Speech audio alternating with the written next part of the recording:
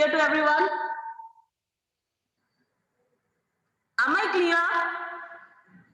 Yes or no? ma'am. Okay. Am I? Yes, ma'am. Okay, beta. Now next. So let us start the class. So in the last class, up to where it was over? Up to where it was over? Yes. Up to where it was done, beta? Don't know. Yesterday up to where it was done? 10th B, I'm talking to you. Beta, repeat. Yes, ma'am. Up to where it was over? And we were in basic, we were just in this common basis. Okay, common basis, and we have to start. I think, Yes, yes. yes, ma'am, this only. Reaction of acid with bases. Reaction हो चुका था, अब मुझे ये यहीं पे आके मेरे गाड़ी को स्टॉप किया था. That means here the reaction of non metallic oxides with basis. Okay, that was also done because मैंने आपको non metal oxide which is neutral ये भी बता दिया था वाटर वाला. ओके, पीएच हम पहुंच गए थे, सॉरी पीएच पहुंच गए थे. ओके, सो पीएच से हमको स्टार्ट करना है. Last class we have reached up to here, that means we have done up to pH. Okay, so all are there now ना, और how many participants are there? Okay, so pH is there. We have reached up to pH. Okay, so pH में आपका पहला चीज आपको याद रखना है कि pH होता क्या है. एंड आपको मैंने कल 3 चीजों का pH याद करके रखने बोला था. क्या क्या था? Blood, isn't that? आपको मैंने किसका किसका pH याद करने बोला था? एक था ब्लड, दूसरा क्या था? एसिड, मतलब सॉरी रेन वाटर. 3 चीज का बोला था. कौन कौन से 3 चीज का मैंने आपको पीएच याद करने बोला था? Yes, tell me. बेटा कुछ तो रिप्लाई किया करो यार. आप लोग ऐसा ऐसा करोगे तो कैसे चलेगा? मैंने किस चीज का पीएच आपको याद करने बोला था? What are the 3 things which pH I asked you to remember? Yes, please reply me. किसी कुछ नहीं बताया था मैंने? Tell me. मैम शायद मिल्क ऑफ मैग्नीशिया और blood.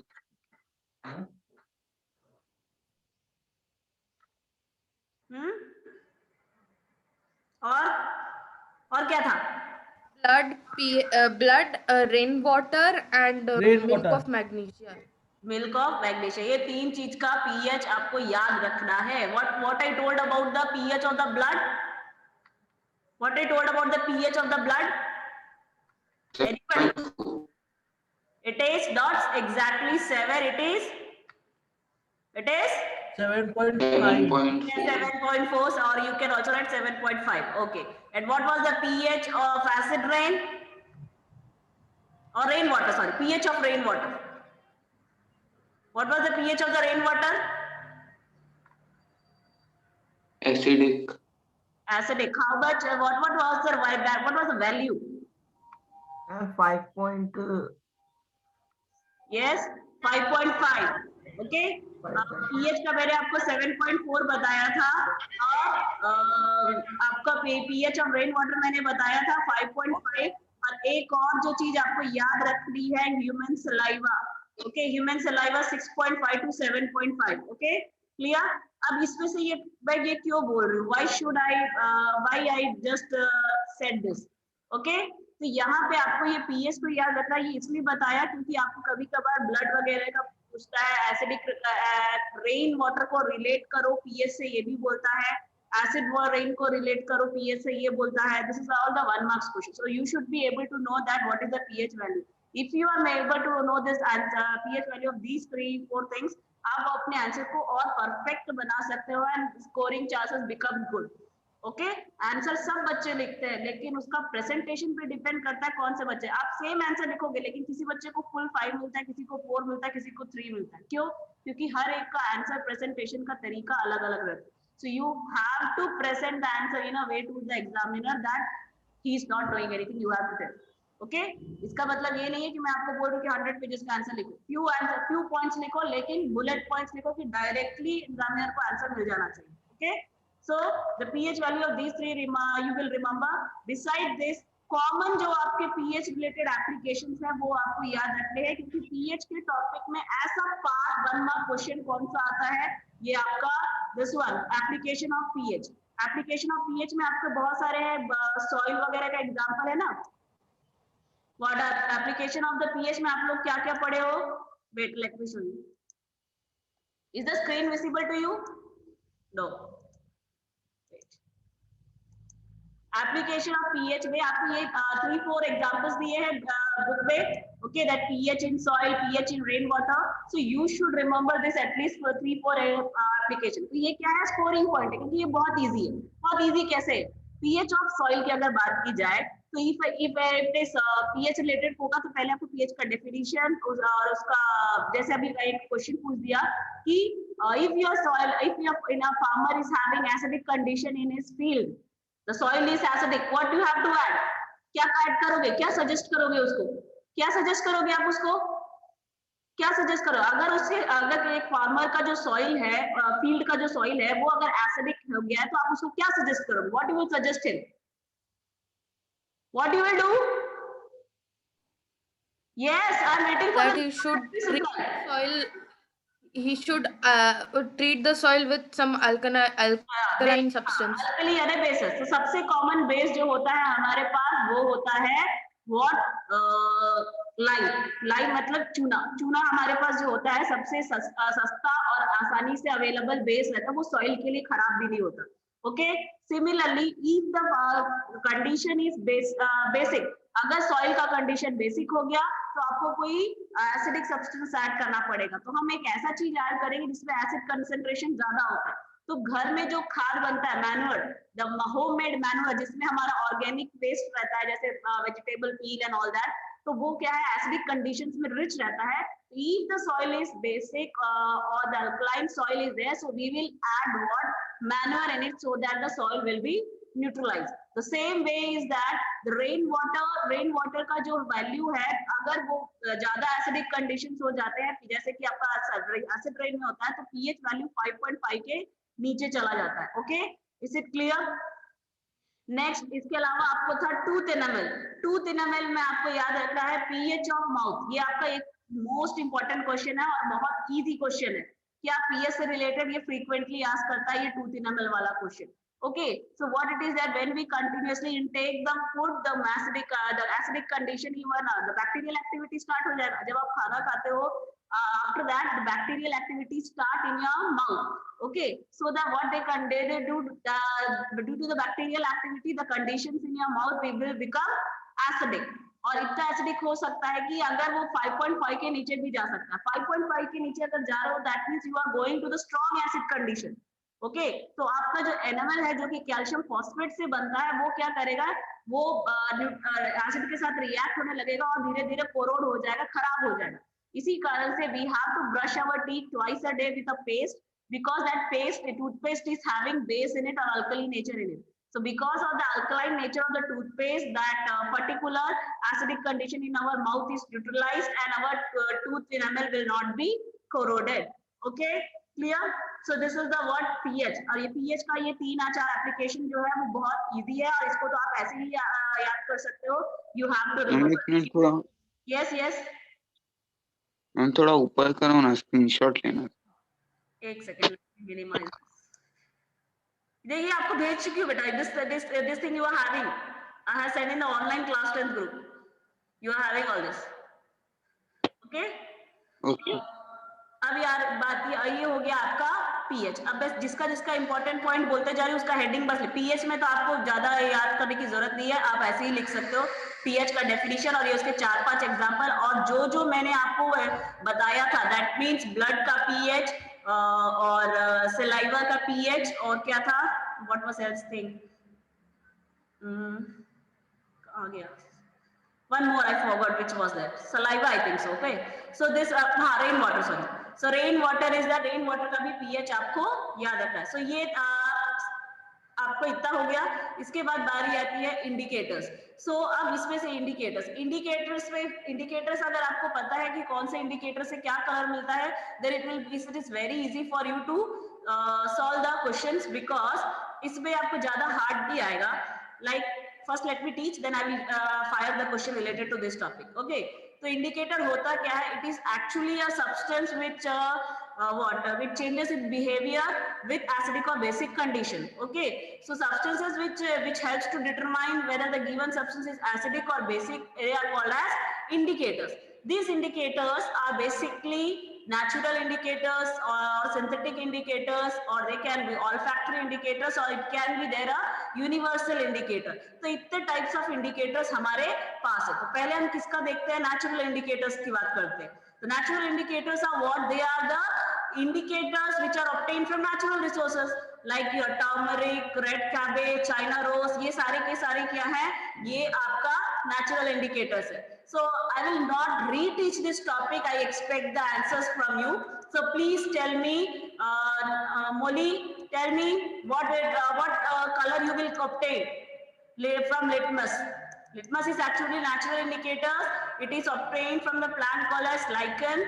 It is obtained in two colors, that is red litmus and blue litmus. Okay, Molly, tell your answer. What will be the litmus color change in acidic or basic condition? In acid, blue litmus changes to red, and in base, And it basic red litmus to blue. changes to blue. Molly. Molly Lunawat. Yes. Ma'am कहना है बेटा एक minute रुको ना.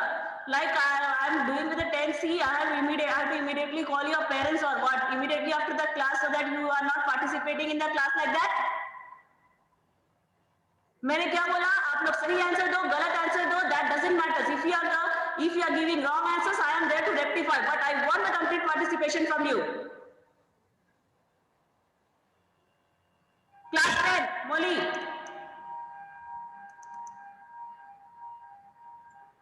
Harshita. नानी वो बंद कर दो दरवाजा अभी चालू होगा इसको बेटा I am just not like simply like this कि मैं आपको कॉल करूंगी, मैम भूल जाएगी, ये नहीं कर रहा. If I am not getting the answers from you, I am going to call you now only immediately after the class. This is not the thing that you will not reply. Okay, anybody else who raised the hand? Okay, Yes, Shreya. ma'am. Acid ma'am changes कहना है from Wait, one Ma'am. minute. blue litmus to red, and in base, it changes from red litmus to blue. It is red litmus to blue. कौन करेगा? Base. और Base. acid का क्या होगा? Blue litmus to red. Okay, correct. Ma'am acid का होगा blue litmus to red. या acid का blue है और base का red litmus to blue. वही बोला भाई. Okay, वही बोला उसने. Okay, so litmus. Yes ma'am. I meant for neutral. Yes, and for neutral there will be no change. Purple. Litmus के साथ So no change. no change. Okay, so अब बारी आती है किसकी? Next, after litmus there is one more natural indicator, turmeric. Anybody who knows the turmeric, what turmeric will show? Yes, ma'am. Yes, not Yellow color का next, not Harshit. Wait, Harshit आपने दे दिया answer. अब next, who is there? Shreyansh, give me the answer. Ma'am turmeric juice yellow to reddish brown. किसके case में? Yes ma'am. किसके case में? Ma'am acid to base. Acid to base. Sorry ma'am And with acid no change. Okay, correct. Okay, so original color yellow रहता है और you can see on the screen that with base it is giving reddish brown color and with acid it is giving no color. Okay, no change. Okay, तो ये हो गया आपका turmeric.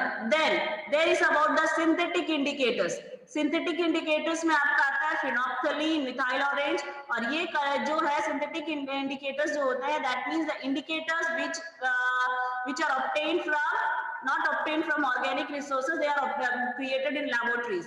Okay, so when I am talking about a phenolphthalein, what is the change in the color of phenolphthalein with acid or base? I expect your answer through the chat. So please quickly give the answer through the chat section. Change of color in phenolphthalein. It is actually a colorless liquid. And what will happen if I will add phenolphthalein in acid and base? What color change? Changes to pink. Yes, please answer to the chat. Answer through the chat. Everybody. Yes, yes, correct. Punya, correct, good, beta, good. Okay. Wait, Shreyans, what you have written? Not Shreyans, not Nandika. What you have written, beta?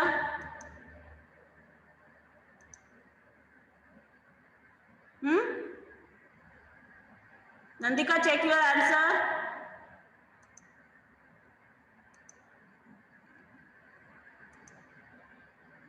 No, Harshit. Harshito.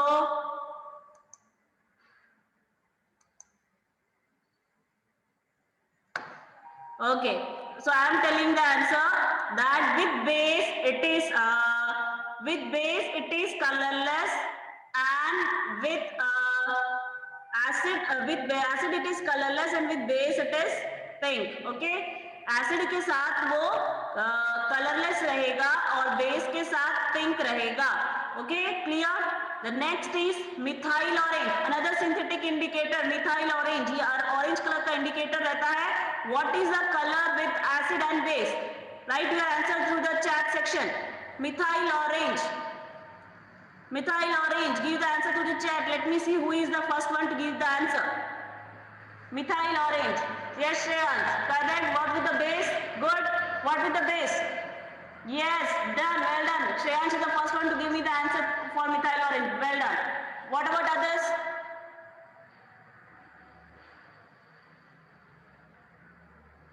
Harshit, what about acid and base? Yes, Nandika, good. What about base? What about base? Write the answer. Rakshita, your answer is also correct. Tell me the change with the base also. Yes, Rakshita, correct. Correct one. Good. Okay, so with base, the yes, Nandika, well done. Okay, good. So what it is there that methyl orange turns acidic in red in acidic condition and yellow in basic condition.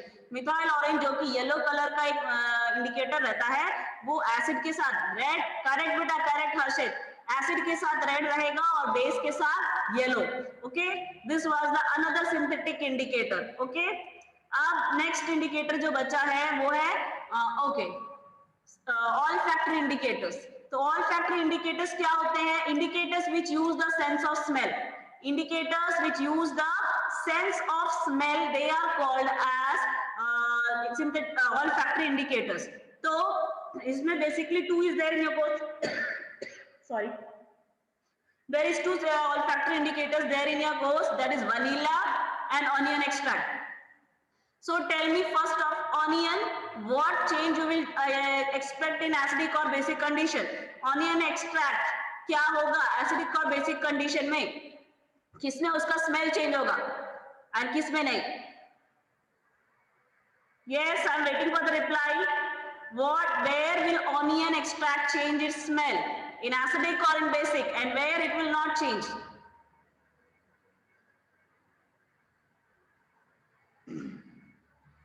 First answer I got from Nandika. Okay, correct. Good, beta, good.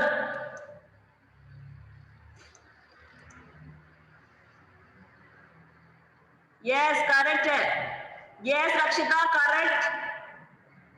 Okay, Shansh, don't worry, करेगा, कोई बात नहीं. So आपका जो है onion extract जो है वो एसिड के साथ उसका स्मेल डिस्ट्रॉय नहीं होगा, लेकिन जैसे ही आप बेस डालोगे उसका स्मेल डिस्ट्रॉय हो जाएगा. Okay, if you are adding onion extract in a base, the smell of onion will disappear. Okay, correct. Okay, Shreyans, correct. And Okay. when basic is added, the smell can be destroyed. Yes, in base smell is destroyed. Now say what about the vanilla extract? Vanilla. Well, I am waiting for the reply for the vanilla extract. When basic is added, the smell cannot be destroyed. When acid is added, smell can be destroyed. से जो onion का है वही आपका vanilla में भी है कि अगर वनीला एक्सट्रैक्ट को भी अगर आप बेस में डालोगे तो उसका स्मेल डिसअपियर हो जाएगा और एसिडिक कंडीशन में उसका स्मेल डिस्ट्रॉय नहीं होगा। ओके, वनीला जो है उसका स्मेल डिसअपियर हो जाएगा बेसिक कंडीशन में, बट एसिडिक कंडीशन में स्मेल मैम शायद डिस्ट्रॉय उल्टा बोल दिया। नहीं, बेस में उसका स्मेल वनीला का जो स्मेल रहता है वो बेस में डिस्ट्रॉय होता है, एसिड में नहीं। ओके, एसिड में नो चेंज होगा, बेस में हो जाएगा उसका स्मेल, चाहे ऑनियन एक्सट्रैक्ट लोगे तो भी यही होगा। ओके, अब एक जो छूट गया है, एक नॉट दो छूट गया है, दैट मीन्स नेचुरल इंडिकेटर्स में ही था, दैट मीन्स एक क्या था, sorry, one which is there in your course, that is vanilla. cabbage. Red cabbage I forgot to ask. Can you tell me what about red cabbage extract? Red cabbage extract जो रहता है वो आपका purple colour का रहता है। Okay, red cabbage extract जो होता है वो पर्पल कलर का रहता है, उसका जो कलर है जो indicator. On acid it remains red. Yes. In acid, red color. In base, green color. Waiting for the reply. Please reply to the chat. Please reply to the chat. In base turns green. Wait, beta Harshid, no. Answer to the chat because I want everybody's participation. Acid. Wait, let me see the answer.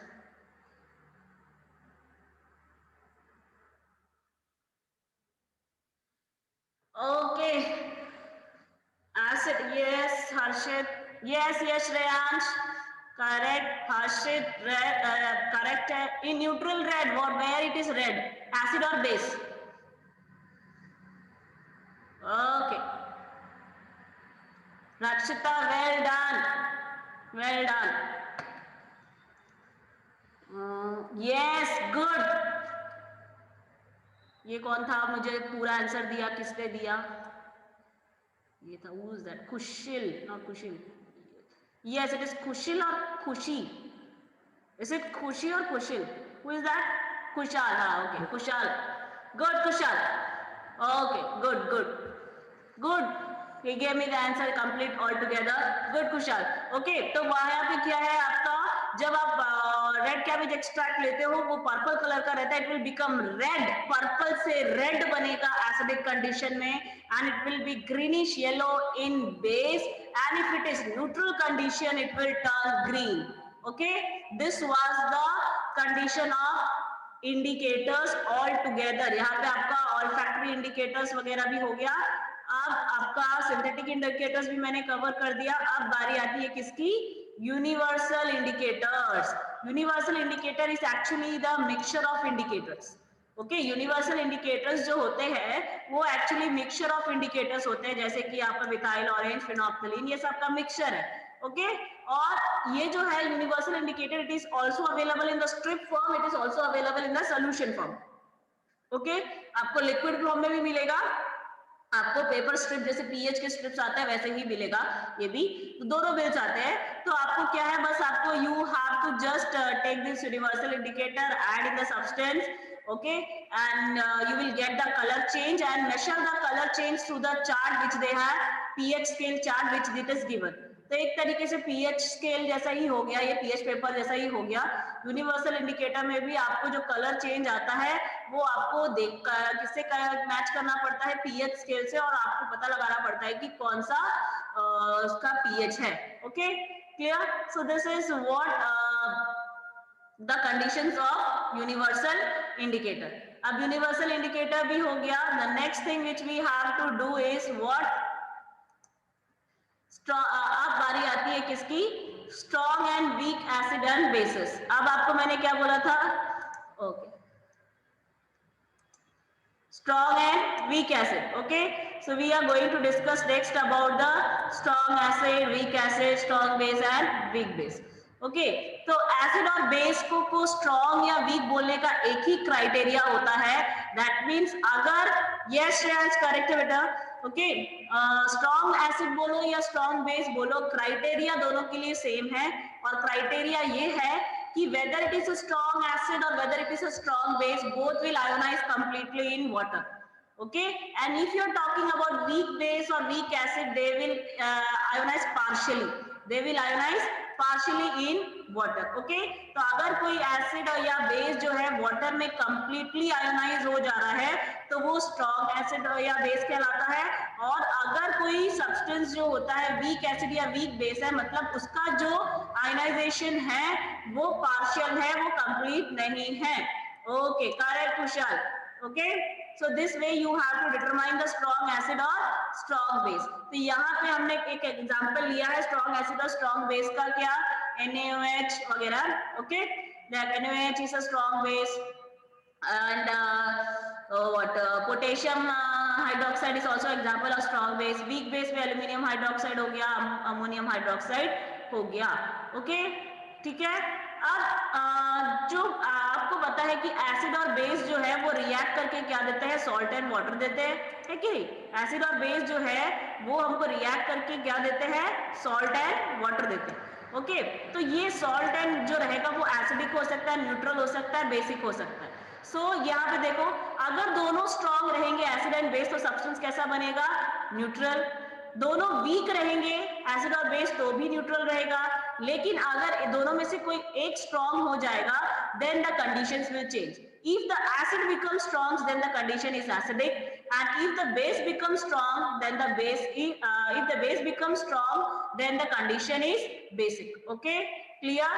अगर आपका जो acid और base की अगर बात की जाए तो अगर आपका जो कंडीशंस है दोनों स्ट्रॉन्ग है या दोनों वीक है तो न्यूट्रल आएगा। लेकिन अगर एसिड स्ट्रॉन्ग हो गया तो कंडीशन एसिडिक हो जाएगा, और अगर बेस स्ट्रॉन्ग है तो आपका जो सॉल्ट है वो कैसा हो जाएगा, बेसिक। अब इस एग्जांपल को देखो जो मैंने दिया है यहाँ पे, इसमें देखो आपका क्या लिया, NaOH और HCl। NaOH और HCl लिया है, दोनों आयनाइज हो जाएंगे वाटर में कंप्लीटली, तो दोनों के H+ और OH- आयन इक्वल अमाउंट में निकलेंगे, कोई ज्यादा कोई कम नहीं होगा, तो ये क्या हो जाएगा, न्यूट्रल। लेकिन नेक्स्ट कंडीशन में क्या हो गया, एसिड स्ट्रॉन्ग हो गया, बेस वीक हो गया भाई। सो क्या होगा, सोल्यूशन में H+ आयन ज्यादा निकलने लगेगा, और अगर H+ आयन ज्यादा हो जाएगा तो कंडीशन एसिडिक हो गया। Okay, then weak acid and strong base. अब बेस जो है वो स्ट्रॉन्ग हो गया, मतलब सोल्यूशन में क्या ज्यादा हो जाएगा, OH- आयन ज्यादा हो जाएगा, and if OH- ion is more than the condition will be basic. Okay, clear?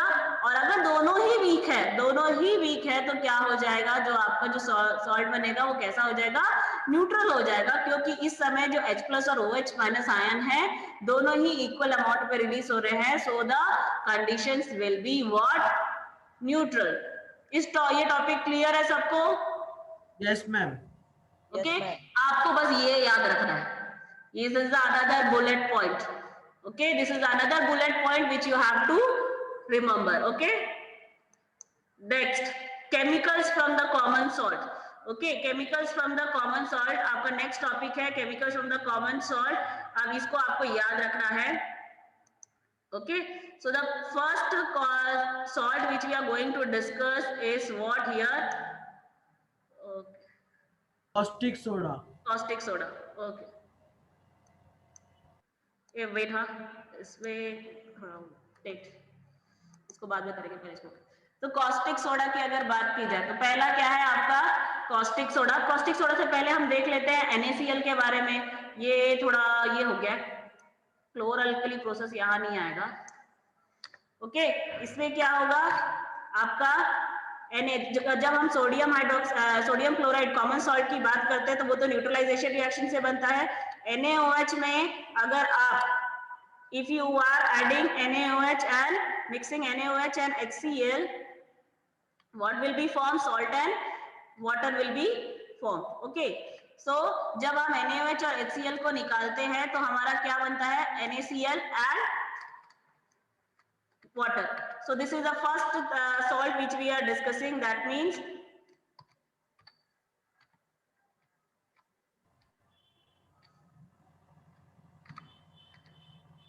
okay, so this is the first salt which we are going to discuss, that means common salt। Common salt तो आपको पता है कि acid और base के neutralisation से बनेगा, और कौन सा एसिड और कौन सा बेस लोगे, हाइड्रोक्लोरिक एसिड लोगे और सोडियम हाइड्रोक्साइड लोगे।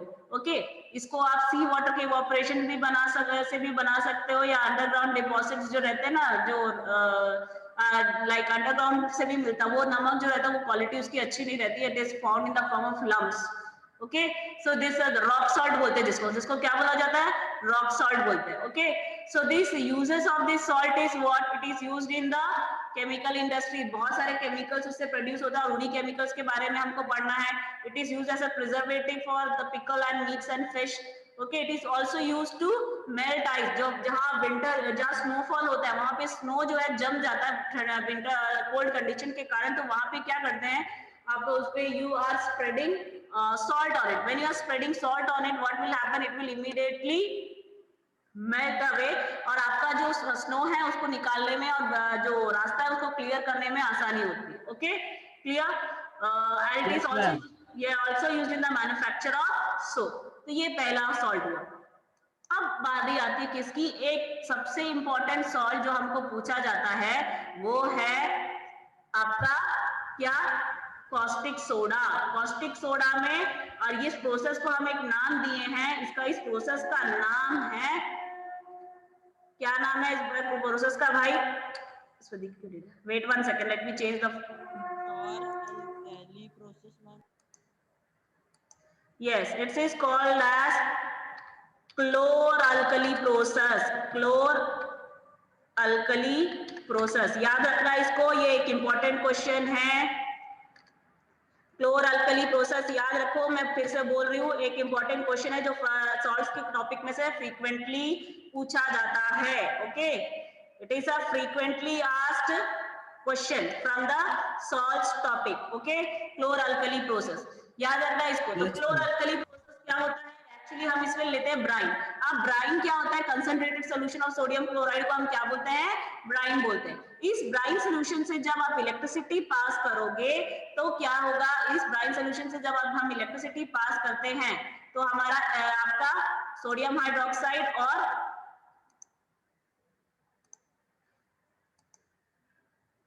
This is the equation. Okay, sodium hydroxide से या सोडियम क्लोराइड से जब हम सोडियम क्लोराइड सोल्यूशन का, ब्राइन सोल्यूशन का जब हम इलेक्ट्रोलाइसिस कराते हैं तो हमारा क्या बनता है, NaOH, that is caustic soda, और Cl2n हाइड्रोजन गैस रिलीज होता है। इसमें कोई डाउट है क्या? This is a common question. आपको पूरा इलेक्ट्रोलाइसिस नहीं पढ़ना है, आपको बस इतना याद रखना है कि ब्राइन के इलेक्ट्रोलाइसिस से बनता है और सब्सिडियरी प्रोडक्ट में हाइड्रोजन और क्लोरीन गैस निकलता है, और ये क्लोरीन कौन से इलेक्ट्रोड में रिलीज होगा और हाइड्रोजन कौन से इलेक्ट्रोड में रिलीज होगा, ये भी इंपॉर्टेंट है, याद रखना। तो जो क्लोरीन रहता है वो एक नेगेटिव आयन है, इसलिए जाहिर सी बात है वो कहां पे रिलीज होगा, एनोड में, और हाइड्रोजन जो है वो जो कि पॉजिटिव आयन का फॉर्मेशन करता है, इसलिए हाइड्रोजन गैस कहां से रिलीज होगा, कैथोड में। So this is the bullet point, so please note it down. Okay, आपको मैं पहले से बता दे रही हूँ, बुलेट पॉइंट है, इसको याद रखना बेटा। ये और सबसे इंपॉर्टेंट, अगर आप क्वेश्चन पेपर उठाओगे सॉल्ट टॉपिक्स में, अगर आप सोचोगे कि मेरे को कोई फ्रीक्वेंटली आस्क्ड क्वेश्चन मिले, तो फ्रीक्वेंटली आस्क्ड क्वेश्चन में ये टॉपिक सबसे पहले आता है, क्लोर alkali process. Right the principle of क्लोर alkali process and which salt is prepared by that particular process. Okay, ये एक इंपॉर्टेंट क्वेश्चन है। तो क्लोर अल्कली प्रोसेस में हम कॉस्टिक सोडा बनाते हैं। कॉस्टिक सोडा का केमिकल नेम होता है सोडियम हाइड्रोक्साइड। इसको बनाने के लिए हम ब्राइन सॉल्यूशन का इलेक्ट्रोलाइसिस करते हैं। ब्राइन क्या होता है, concentrated solution of sodium chloride, और इससे बनेगा caustic soda that is NaOH, और सब्सिडियरी प्रोडक्ट में निकलता है hydrogen and chlorine gas, and the hydrogen is released at the cathode, chlorine is released at the anode. Okay, clear?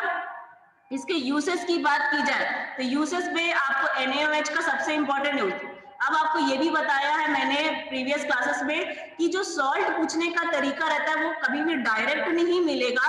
ऐसा नहीं है कि डायरेक्ट नहीं मिल सकता, चांसेस है, लेकिन मैक्सिमम केसेस में वो इनडायरेक्टली पूछते हैं। That means a salt which is used in the manufacture of soap and detergent, then क्या हो जाएगा, NaOH। तो ये yes, तो जो यूज मैं बता रही हूँ वो हाईलाइटेड यूज है, ठीक है, जो यूज मैं बता रही हूँ वो क्या है, हाईलाइटेड यूज है, तो उस यूज को याद रखना। सोप एंड डिटर्जेंट बोल रहा है तो NaOH है, मैन्युफैक्चर ऑफ पेपर बोल रहा है तो भी NaOH है, डीग्रीसिंग ऑफ मेटल्स बोलेगा तो भी क्या है आपका NaOH है। तो ये 3 यूजेस याद रखना। Okay, clear, understood?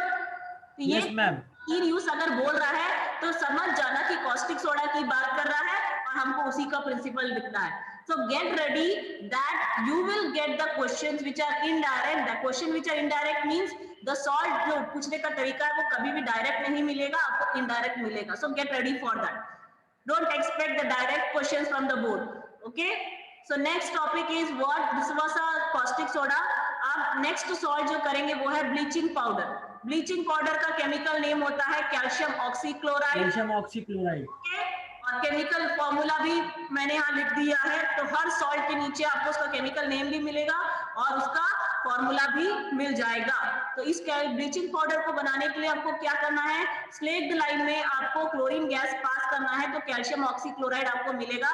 और एक और चीज, don't copyright the net one. Net में आपको CaO2 Cl2 दिया है. It is a intermediate product which is form in the chlorine gas is passed in the slaked line. तो हाफ ईयरली में आप लोगों ने क्या किया था, 90% ने गूगल से कॉपी करके पेस्ट कर दिया था CO2 Cl2.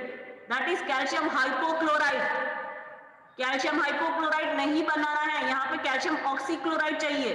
दोनों का केमिकल अलग है, दोनों का फॉर्मूला भी अलग हो गया. So please don't write. Net में आपको इंटरमीडिएट प्रोडक्ट बता रहा है कहीं कहीं पे, लेकिन वो नहीं लिखना है. हमको फाइनल प्रोडक्ट से बस काम है, हमको इंटरमीडिएट प्रोडक्ट नहीं चाहिए. तो calcium oxychloride is the actual formula of the bleaching powder. So please right that. आप जो CaO2 Cl2 लिखते हो वो हाइपोक्लोराइड है. Okay, clear. और इसी से रिलेटेड एक और इंपॉर्टेंट क्वेश्चन ये होता है कि what is the action of acid on the bleaching powder.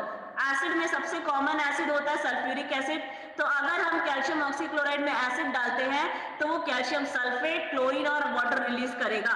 तो ये जो मैंने रेड लेटर्स में जो रेड और बोल्ड लेटर्स में इक्वेशंस लिखे हैं, ये इंपॉर्टेंट इक्वेशंस है, याद रखना.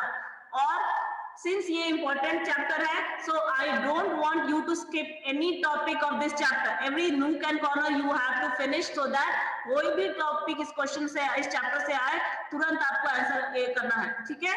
So this is the way, this is the two important question, important equation from bleaching powder topic. Okay. अब आते हैं यूज में. तो इसका कौन सा यूज सबसे ज्यादा क्वेश्चंस में पूछता है पेपर में. तो पेपर में सबसे इंपॉर्टेंट यूज जो इसका पूछता है, डिसइंफेक्टिंग ड्रिंकिंग वाटर. ये शायद मैंने आपको हाफ ईयरली में भी इसी तरीके से पूछा था. Name the salt which is use for the disinfection of drinking water. तो वो क्या हो जाएगा, bleaching powder. Okay, bleaching powder हो जाएगा. इसके अलावा अगर वो पूछता है तो ऐसा bleaching agent for wood pulp वगैरह के लिए होता है. तो ये हो गया आपका. अगर ये दोनों यूज में से कोई भी आता है तो आप समझ जाना कि किसके बारे में बात हो रही है, ब्लीचिंग पाउडर की बात हो रही है.